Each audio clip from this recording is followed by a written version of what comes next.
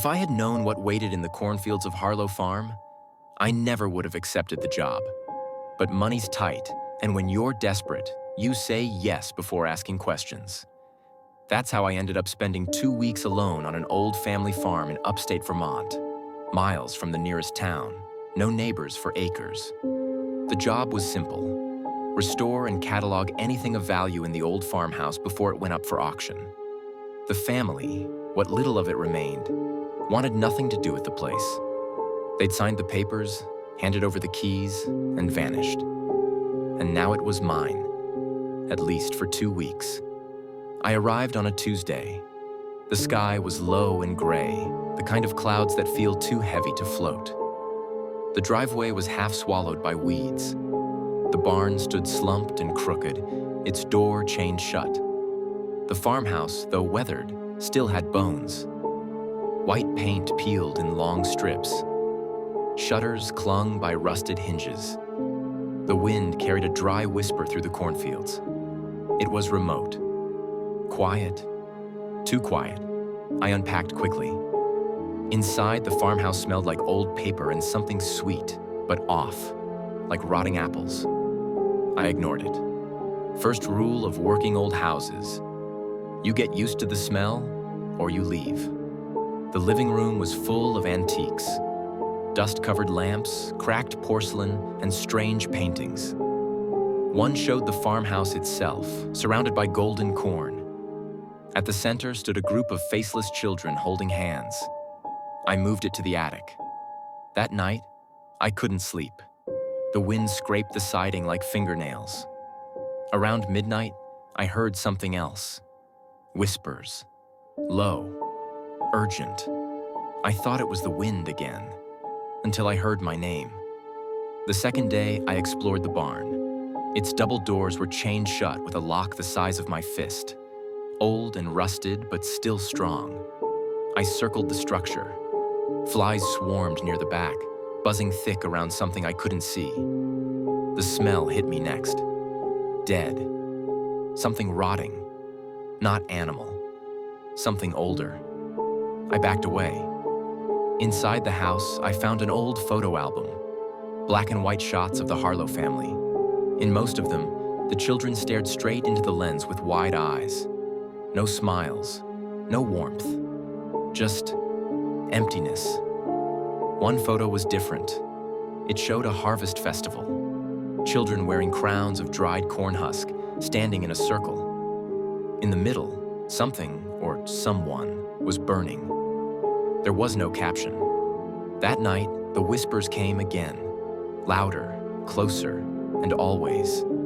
My name. Day 3, I met him. I was out by the edge of the cornfield, checking the old irrigation pump. That's when I saw movement between the stalks. I called out.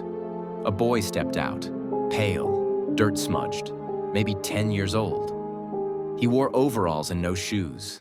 His eyes were wide, unblinking. "You shouldn't be here," he said. "Are you lost?" I asked. He didn't answer. Instead, he raised a finger and pointed at the barn. "They're still inside." "Who?" The boy turned and walked straight into the cornfield. I followed, but after 10 steps, he was gone. No footprints, no sound, just rows of stalks whispering in the wind. When I returned to the house, a corn husk crown was sitting on the porch. By day 5, I was unraveling. Every night, the voices grew stronger. I saw movement in the mirrors, shadows that didn't belong. Lights flickered, even though the power was cut off. And then there was the door. In the kitchen, hidden behind a tall shelf, I found a narrow cellar door. It hadn't been on the blueprint, no light switch. I used my phone's flashlight and descended.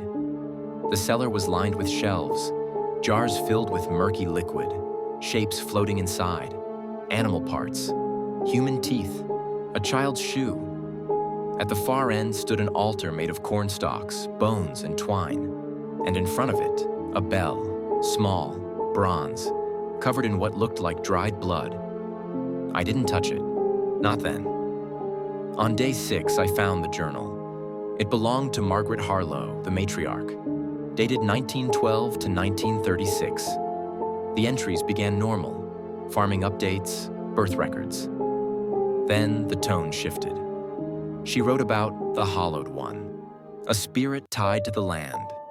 Each harvest, an offering had to be made, a child willingly given. If not, the land would die, and something worse would come through the corn. She spoke of the choir of stalks, the voices of the taken children trapped forever in the field. I read until my hands shook. That night, I dreamed of fire, the barn engulfed, children standing in a circle around it, laughing, singing. One by one, they turned to me, faces burned away, and pointed. You. I woke with the taste of ashes in my mouth and a bell ringing outside my door. Day 7, I tried to leave. I packed everything, ran to the truck. But the cornfield had shifted, grown, thick and tall. The driveway, gone. Just rows and rows of gold, whispering in the wind. I drove anyway, crashed into a wall of stalks. The truck died. Cell signal gone. Compass spinning wildly. I walked for hours. Ended up back at the house. I had no choice. That night, I went to the barn, broke the lock with a crowbar. Inside, the air was thick. Still, time itself felt broken. Dust floated like frozen snow. The walls were covered in handprints, small, dozens, hundreds of them. At the center stood the boy from the cornfield. He looked at me, tilted his head. "They're hungry," he said. Then he opened his mouth, far too wide, and screamed. The walls pulsed. Something moved in the shadows. I ran. I had no choice. That night, I went to the barn, broke the lock with a crowbar. Inside, the air was thick. Still, time itself felt broken. Dust floated like frozen snow. The walls were covered in handprints, small, dozens, hundreds of them. At the center stood the boy from the cornfield. He looked at me, tilted his head. "They're hungry," he said.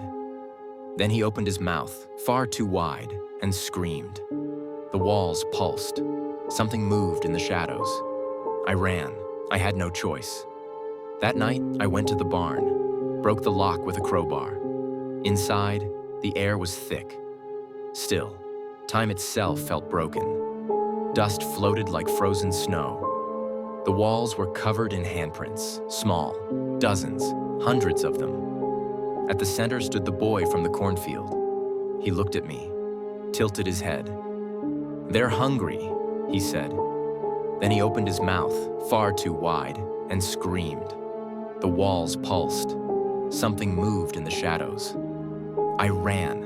I'm writing this now from the attic. They're everywhere, in the mirrors, in the walls, in the corn. They know I broke the circle, that I read the journal, that I didn't ring the bell. I hear it now, just outside the door. Software rhythmic. Ding, ding, ding. They're coming, the children, the hollowed one. All of them. If you find this, don't come here. Don't listen to the whispers. And above all, don't answer when they call your name.